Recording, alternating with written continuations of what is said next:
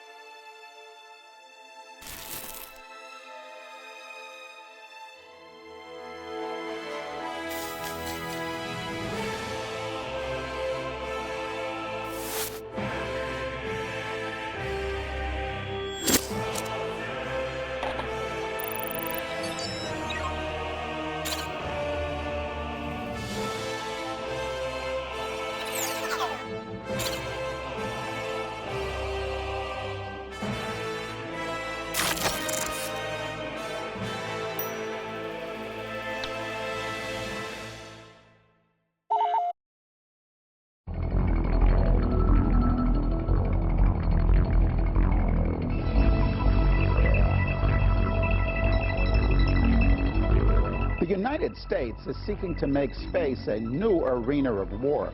U.S. military documents speak of having the U.S.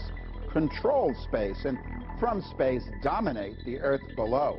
The U.S. military wants to base weapons in space. U.S. military have been seeking to turn space into a war zone. Star Wars is back, and there's only a narrow window to stop the U.S. plans from going forward and preventing what inevitably would follow. Other nations meeting the U.S. in kind and an arms race and ultimately war in space.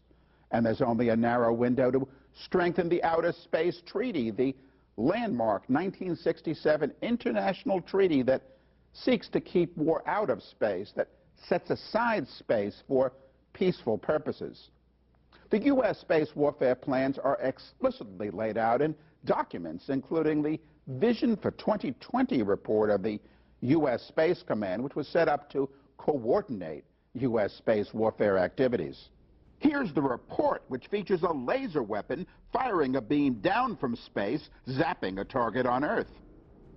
Vision for 2020 starts out, U.S. Space Command dominating the space dimension.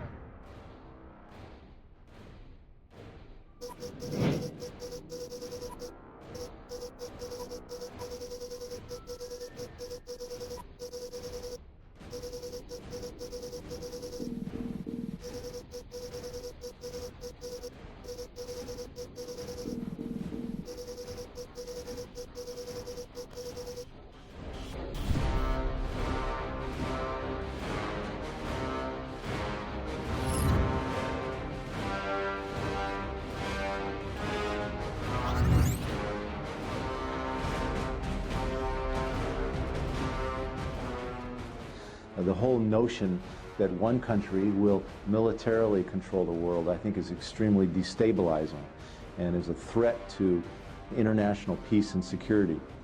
The only way we're going to truly have peace in this world is to sit down, negotiate treaties, honor treaties, And the fact that the United States wants to go forward and violate the anti-ballistic missile treaty that we negotiated with Russia in 1972 is an indication that we're heading in the opposite direction. I would hate the idea of anyone wanting to dominate the world. I mean, we tried it, or the Germans tried it during the Nazi time, and the world didn't really like it. I don't think we need a policeman up in space controlling all the world, but we should work on an equal level and on a cooperative level to sort things out and to use space peacefully, certainly, but not use it for military purposes at all. The United States military wants to be the policeman not just of the world, but the policeman of outer space as well. Some people say, what's wrong with that? We're the good guys. We're John Wayne. What's wrong with having us in outer space be the top cop on the block? Because it'll destabilize the entire balance of power. Okay, so hi everybody. Gonna go a little off script here. One, because I'm in the middle of doing my prospectus, which has required me to do more PhDing and less YouTubing. And two, well, because I want to have an intimate conversation with y'all. I'm not gonna sit here and paint you a rosy outlook of our current politics. If you feel afraid, anxious, or worried, then let me be the first one to tell you that you are completely valid in feeling this way. I mean, when you have the outing president tell you that America is turning into an oligarchy, there's definite cause for concern there, right? But nothing we didn't already know.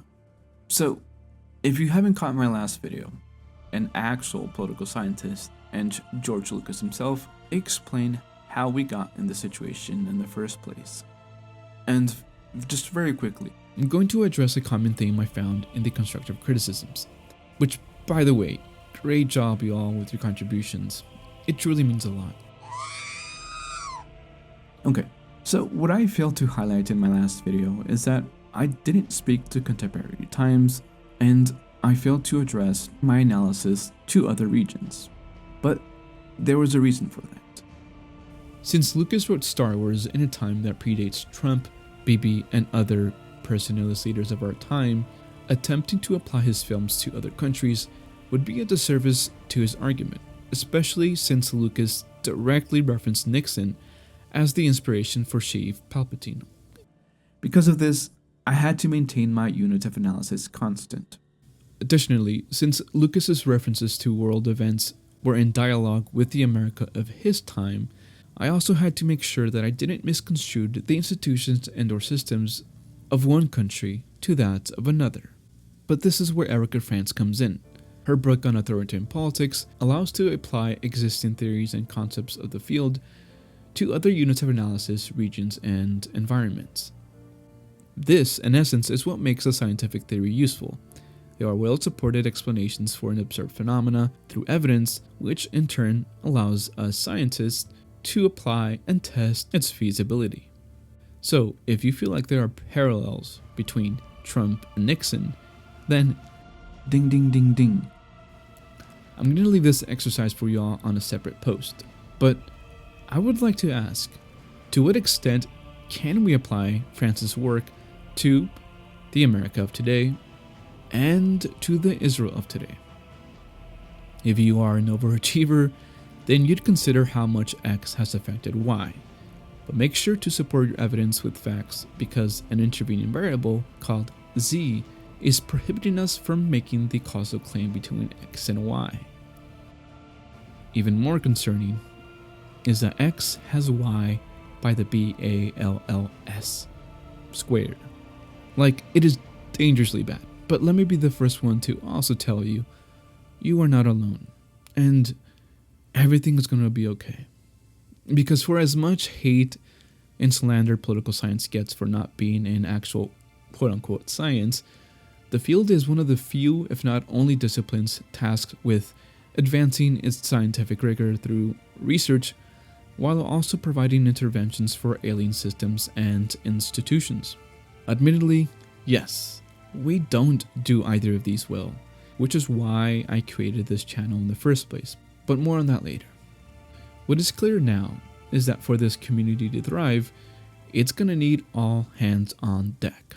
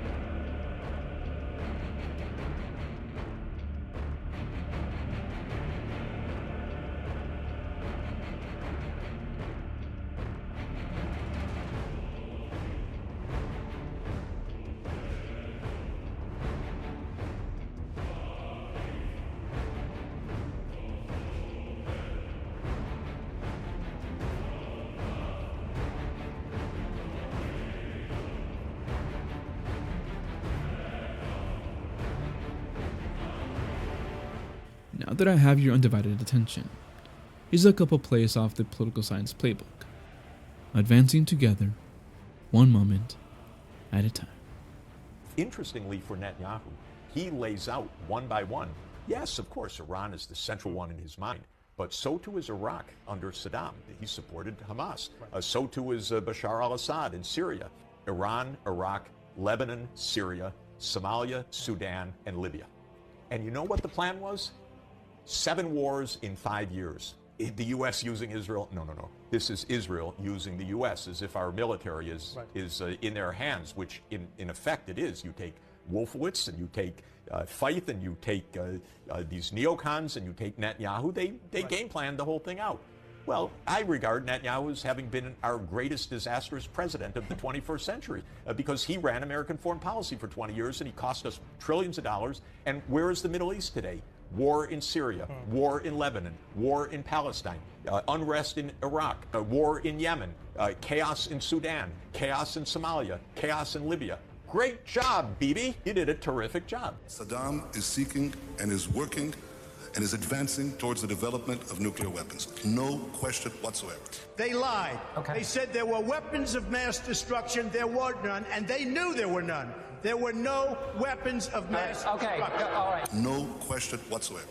Look, bottom line, there were no weapons of mass destruction. They said there are weapons of mass destruction. If you take out Saddam, I guarantee you that it will have enormous positive reverberations on the region. Going into Iraq may have been the worst decision any president has made in the history of this country. That's how bad it is, okay? We should have never been in Iraq. I guarantee you.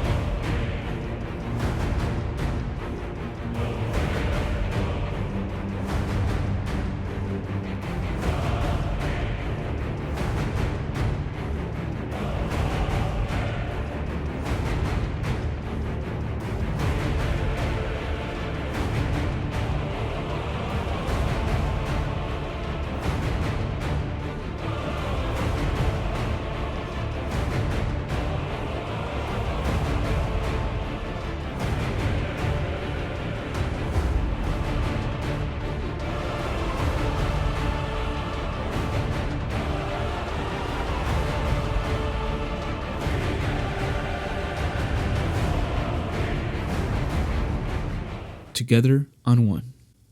Ready?